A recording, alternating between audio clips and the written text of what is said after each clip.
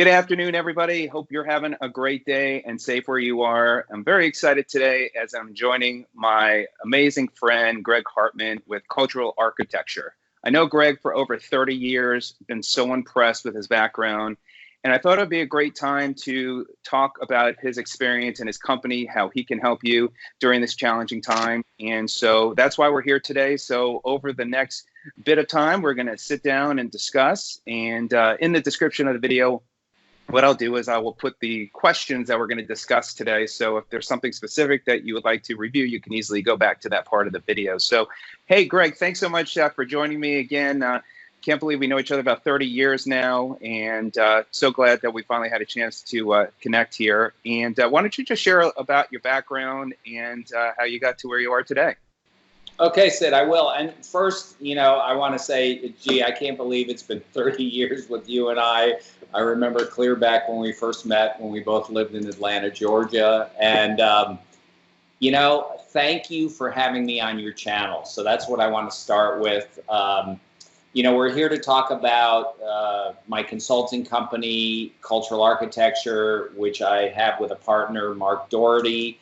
And we do work in organizations, and, consultants, I say, are a dime a dozen these days. So the question is often, what makes you guys unique or different? And, first you asked me the question a little bit about my background. I built organizations in traditional business as well as networking kind of businesses. And to really build any kind of organization takes leadership, right?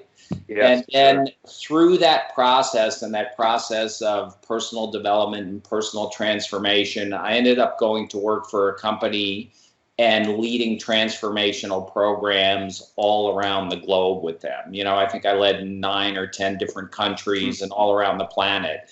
And that really gave me a lot of insight into humanity, like how do human beings operate really, not what they pretend or the pretense they want to put on for people or what they try to get away with, but like, what are the fundamental ways people operate? And that all kind of came together with Mark and I in 2011. We started our consulting company, Cultural Architecture.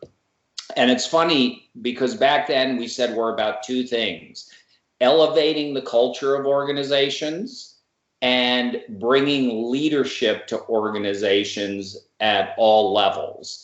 And, now we are here about 9 years later, and both of those things have become huge buzzwords, right? Culture and leadership. So, people often wonder, like, well, what makes you guys different than all these other consultants? Yeah, culture is so key. I've dealt with different companies, environments, and that is the key to feeling good about what you're doing and being part of, that environment. And wanting to stay part of that culture.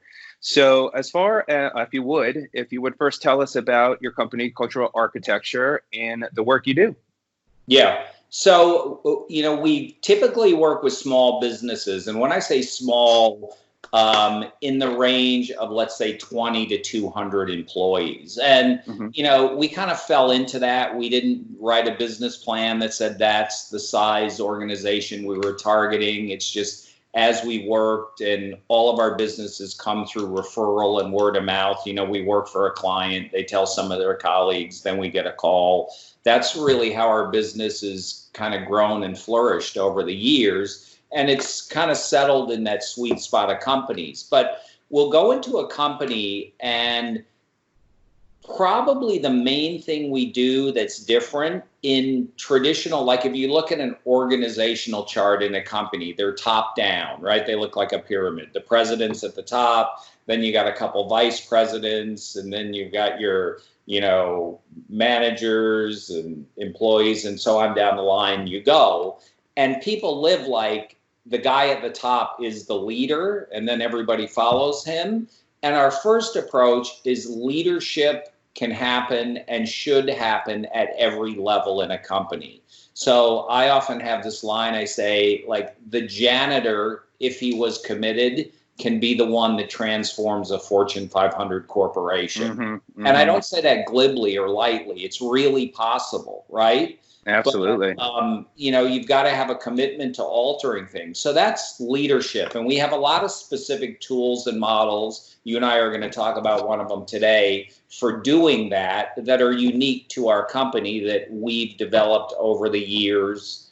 But then the other thing we do is what we call cultural elevation. And my business partner, Mark, his father-in-law, who's kind of the senior member of our company, John King, wrote a book called Tribal Leadership. And one of the things John talks about in that book is something called the cultural map, which is about different stages of culture. So we really go into companies, and I'm going to say it simply, and then we'll talk in more detail, but we transition a corporate culture from a me culture to a we culture. And this is really prevalent, Sid, in small businesses. Like, take a 30-employee company that was started by some smart entrepreneur, and he's still the big cheese, and he runs the company. Well, it's all about me and my minions. And I hate to say it that crassly, but it kind of lives that way. And then, things are different in a company because the fear of losing the paycheck is always in the background. So these men and women that run these companies like that can get away with a lot with their employees, almost in kind of a dictatorly fashion, because everybody's fearing for their paycheck.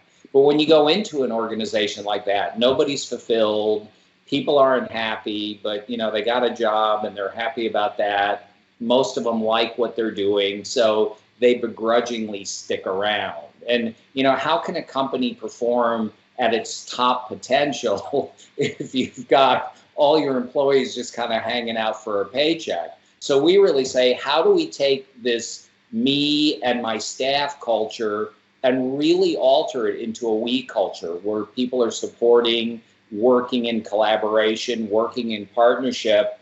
And the toughest person to bring into that world, believe it or not, is always the owner or, the number one in charge, because they have to give something up. They actually have to let go of the reins a little bit. Absolutely. Very good point. What makes you unique from other consulting leadership companies that are out there today? I think the biggest thing, Sid, and this is a simple answer to this question, is we've developed over the years, and I'm not talking just 9 or 10 years our company's been in business, but going back decades as myself and my two partners have been in this leadership, personal development, personal transformation realm, a bunch of proprietary tools and models that are unique to our company. Like, we're going to talk about one today called the cultural map, but we have a lot of models. We have something called the model of transformation, which actually gives people in a simple step-by-step formula access to transforming their behaviors and their actions. Interesting. Yeah. Excellent. Well, let's talk about that map. Let me go ahead and pull that map up now. So, you can see in front of you the cultural map, right? And here's what I love about the cultural map. It's like a two-sided coin. It's very easy to understand. Okay, so that's one side of the coin. Like, in the next 5 minutes, I'll have everybody clearly, you'll get this at an intellectual level. But the flip side of that coin is it really takes something to live and act from what's on the cultural map. Like, getting this as a concept is easy, but actually living and acting from what we call a stage 4 place or a we're great place really takes something. It takes a lot of ongoing work on yourself and the environment around you. So if we look at the map, you can see there's 5 stages, right? 1 at the bottom, 5 at top. And then I'm not going to spend a lot of time on the focus or the cultural relationship, because just given the time limit we have, Sid, but I'm going to talk about the theme because that's the easiest thing to relate to. So the first thing I'm going to start is we're going to talk about stage 1 and stage 5 first, because us normal human beings spend very little of our life at stage 1 or stage 5. We mostly traffic in stages 2, 3, and 4, and that's what we talk about when we're working with individuals or organizations. So stage 1, you'll notice the theme is life sucks. And what that means, is your view of life is all of life sucks, okay? All of it. Now, the people that really live like that are, either locked up in a mental institution, living under a bridge, or strung out on drugs. Because that's where you end up if your view is that all of life sucks. So why we throw that out is that's less than 5% of the population. You or I, as functioning, quote, normal adults, don't spend a lot of time trafficking with those type of people, right? Right. The flip side is stage 5, life is great. These are people that are up to big games like transforming the planet. Maybe a stage 5 thinker would be somebody like Elon Musk talking about how do we leave the planet and go to Mars. So in our day-to-day life, we don't traffic with people in that stage very much either. Most of our life is lived in stages 2, 3, and 4. And by the way, each stage as I move is a transformation. It's literally a state change for you as a human being. Like you act and speak differently. In fact, each stage of the cultural map, when you really start to learn it, remember I said to get it as a concept is easy, but to actually live from it and be able to listen for it and to be able to map yourself and others on it takes a lot of time. It's like learning a whole new skill and a whole new tool set. So you'll actually hear people language things differently in each stage. And in each stage, it's a transformation. So when I move to stage 2, I go from life sucks to my life sucks. Now, why that's a transformation is because when you're saying my life sucks, you actually see that a great life is possible. Where at stage 1, it's just all the life sucks. It's hopeless, right? Right. Whereas at stage 2, you're like, well, Sid's got a great life, but compared to him, my life sucks, okay?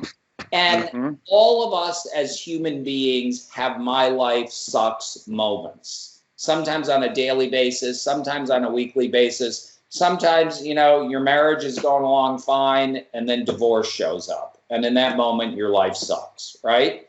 So we traffic in and out of stages 2, 3, and 4. And stage 2 is my life sucks. And look, we all have my life sucks moment. If we want to talk about the current situation, a few weeks back, everything was fine. Then the pandemic hit, and all of a sudden people were furloughed or let go of their jobs. That's a stage 2 moment. That's a my life sucks moment. The unfortunate thing is a lot of people are still languishing there, okay? And they'll stay stuck at stage 2. They'll get on the phone and commiserate with their friends about how much their life sucks. And, you end up stuck. Once you understand this map and you can locate yourself, that opens up the opportunity to actually move yourself up the map. The game here is to move yourself and others up the map. So stage 3 is I'm great. And this is where most successful, effective, productive human beings live. The problem with the I'm great space is what's unsaid in that space is, and you're not. So this is where we get, it's really funny. Our current president, long before he became president, because remember our company started back in 2011, I would use him as the poster child for stage 3. I would say, this dude puts his name on the side of his airplane in 6-foot-high gold letters, right? Look how great I am. My name's up on the plane in gold, right? But we all have this stage 3 thing where we're effective. And it's useful in life, right? Like in real estate, they have competitions in the real estate office, and they have the leaderboard and who has the most sales. And that's all an I'm great culture. So it's a culture of competition, proving that you're better than somebody else. And, all of the businesses we go into, by the way, we only work with effective, successful businesses. and they're all stage 3 cultures. And why they bring us in is because at some point that breaks down, and their next level of productivity and effectiveness comes in elevating to a we're great culture. So if we look at stage 4 on the cultural map, the theme there is we're great, right? And that's where partnership starts to show up. And you know, a great example of this is the current pandemic. If you want to see stage 3 thinking, just look at the toilet paper, right? Everybody was out grabbing it for themselves, you know?